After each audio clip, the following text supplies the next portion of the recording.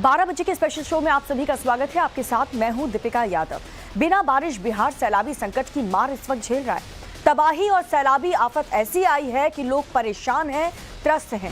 शुक्रवार से जारी ये विनाश लीला फिलहाल कम होती नजर नहीं आ रही और इसी से जुड़ी एक बड़ी खबर आपको बताने जा रहे हैं। बड़ी खबर यह है, बिहार के करीब 12 जिले इस वक्त बाढ़ से त्रस्त हैं। प्रदेश के 12 जिलों में 15 ऐसे जिले हैं जहां पर बारिश का अलर्ट है। कोसी नदी ने 50 साल का रिकॉर्ड तोड़ दिया है। कोसी गंडक नदी से लाखों क्यूसेक पानी छोड़ा गया है और दोनों ही नदियों से 10 लाख क्यूसेक से ज्यादा पानी छोड़ा गया है। सैलाब के चलते बिहार की कई ऐसी नदियां हैं जो इस वक्त उफान पर हैं। बिहार में कोसी गंडक और गंगा नदी का जलस्तर लगातार बढ़ रहा है। राज्य के कई ऐसे इलाके हैं जहां पर बाढ़ का कहर है और तमाम नदियों का जो जलस्तर है वो बढ़ने से 12 जिले बुरी तरह से प्रभावित हुए हैं।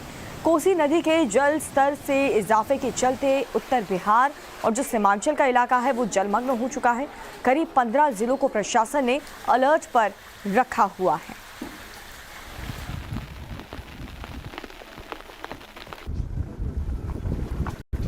कोसी गंडक नदी से छोड़ा गया लाखों क्यूसेक पानी, जिस वजह से लोगों की मुश्किलें काफ़ी बढ़ रही हैं। बेशक वहां पर बारिश नहीं हो रही है, लेकिन बाढ़ के हालात पैदा हो गए और यही वजह है कि इस वक्त बिहार के जो 15 जिले हैं उसे प्रशासन ने अलर्ट पर रखा है। लोगों से सुरक्षित जगहों पर रहने के लिए कहा है।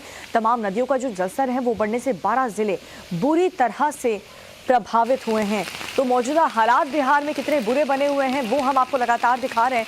लेकिन अब आप 5 तस्वीरों के जरिए बिहार में बाढ़ के हालात को जरा समझिए। नेपाल की ओर से लगातार बिहार की ओर पानी छोड़ा जा रहा है। कोसी और गंडक बैराज से 10 लाख क्यूसेक से ज्यादा का पानी छोड़ा गया है, जिस वजह से सब कुछ वहां पर जो ब्रिज है, पानी है, नदी है, सब कुछ ओवरफ्लो होते हुए नजर आ रहे हैं। कोटी गंडक नदी का जो सभी गेट हैं, सभी गेट्स को खोल दिया गया है।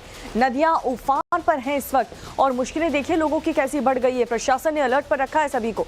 दर्जनों गांव इस वक्त डूब चुके हैं। 15 जिले इस वक्त अलर्ट पर हैं क्योंकि नेपाल के रास्ते जिस तरीके से पानी छोड़ा जा रहा है उस वजह से बिहार के कई ऐसे जिलों में इसका खासा असर देखने को मिल रहा है।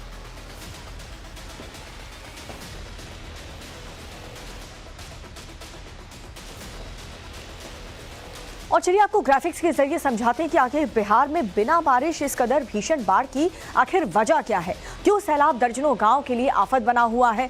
दरअसल नेपाल में भारी बारिश और लैंडस्लाइड हुआ है। नेपाल के कई हिस्से बारिश से पूरी तरह से जलमग्न हो चुके हैं। लैंडस्लाइड बाढ़ से नेपाल में 112 लोगों की मौत हो चुकी है। बारिश से अचानक से नदियों में सैलाब बढ़ गया। नेपाल से जो गंडक कोसी नदी में पानी छोड़ा गया है, कोसी बैराज के सभी 52 गेट को खोलना पड़ा और यही वजह है कि यहाँ पर ये हालात, ये परिस्थिति पैदा हो गई। गंडक बैराज के सभी 36 गेट खोल दिए गए हैं।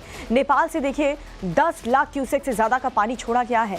नदियों का जलस्तर बढ़ने से जो निचले इलाके हैं वो पूरी तरह से डूब चुके हैं। बिहार के करीब 12 जिलों में बाढ़ का असर है। 140 पंचायतों में 1,41,000 लोग प्रभावित हुए हैं। बिहार के 15 जिले हैं जो इस वक्त बारिश की चपेट में आ सकते हैं और इसी वजह से प्रशासन ने अलर्ट पर रहने बोला है। लेकिन नेपाल में बारिश और बाढ़ लोगों की मुश्किलें बढ़ा रही हैं। बाढ़ से नेपाल में 100 से ज्यादा की मौत अब तक हो चुकी है। कई हिस्सों में लैंडस्लाइड की आफत बन चुका है। सैलाब ने 60 से ज्यादा हाईवे हैं वो ठप कर दिए हैं। नेपाल में हो रही मूसलाधार बारिश पूरी तरह से मौत बन करके बरस रही है क्योंकि 100 लोगों की मौत अब तक हो चुकी है। राजधानी काठमांडू की बात करें तो काठमांडू समेत देश के कई ऐसे हिस्से पूरी तरह से बाढ़ की चपेट में हैं। सैलाब में फंसे लोगों की जो जिंदगी है वो सलामती के लिए जूझ रही है। तमाम इलाके जलमग्न हो चुके हैं। बस्तियां हो, पार्क हो, अस्पताल हो, स्कूल, बाजार, दुकान, सब कुछ, गलियों में भी पानी घुस चुका है। लोग जैसे तैसे अपनी जान बचाने की कोशिश में जुटे हुए हैं। सैलाब के चलते जो कई हाईवे हैं वो भी 2 हिस्सों में बढ़ चुके हैं। हाईवे पर खड़ी जो गाड़ियां हैं वो भी पानी में समा चुकी हैं। कई शहरों के बीच सैलाब नदियों की तरह बह रहा है और घरों के बाहर जो खड़ी गाड़ियां हैं वो भी पानी में जल समाधि एक तरीके से लेती हुई नजर आएगी। यानी कि हर तरफ सिर्फ और सिर्फ बर्बादी और तबाही ही आपको नजर आएगी।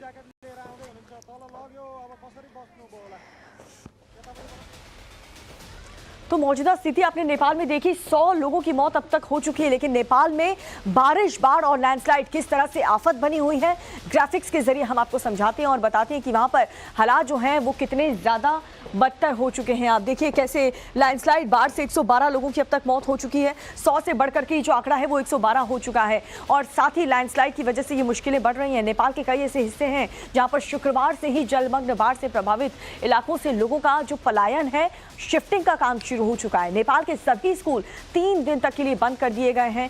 3000 से ज्यादा लोगों को बचाया गया है। नेपाल के 63 हाईवे पूरी तरह से फिलहाल बंद कर दिए गए हैं। राजधानी काठमांडू में 226 घर जलमग्न हो चुके हैं, सैकड़ों मकान क्षतिग्रस्त हो चुके हैं, गाड़ियां पानी में डूब चुकी हैं और इसके अलावा नेपाल के 77 में से 56 जिलों में भारी बारिश आ रही है। नेपाल में 4 दिन के लिए रेड अलर्ट भी डिक्लेयर कर दिया गया है क्योंकि नॉन स्टॉप बारिश वहां पर हो रही है। इसी से जुड़ी एक और बड़ी खबर आप देखिए। नेपाल में भारी बारिश की वजह से बिहार ही त्रस्त नहीं है बल्कि इसका असर यूपी तक पहुंच चुका है। यही खबर आपको बताने जा रहे हैं जहां पर नारायणी नदी के बढ़ते जलस्तर से जो कुशीनगर है, उत्तर प्रदेश का कुशीनगर, वहां पर बाढ़ आ चुकी है। कुशीनगर के दर्जनों गांव बाढ़ की चपेट में आ चुके हैं, प्रभावित हो चुके हैं। बाढ़ के चलते लोगों के सामने खाने पीने का भी संकट है। बिजली कटौती के चलते अंधेरे में लोग रहने को मजबूर हैं। और आप देखिए, न सिर्फ बिहार में इसका असर देखने को मिल रहा है जो परिस्थिति नेपाल में बनी हुई है, बल्कि इसका असर उत्तर प्रदेश के भी कई जिलों में देखने को मिल रहा है, जिनमें से एक कुशीनगर है। कुशीनगर के हालात आपको बता रहे हैं।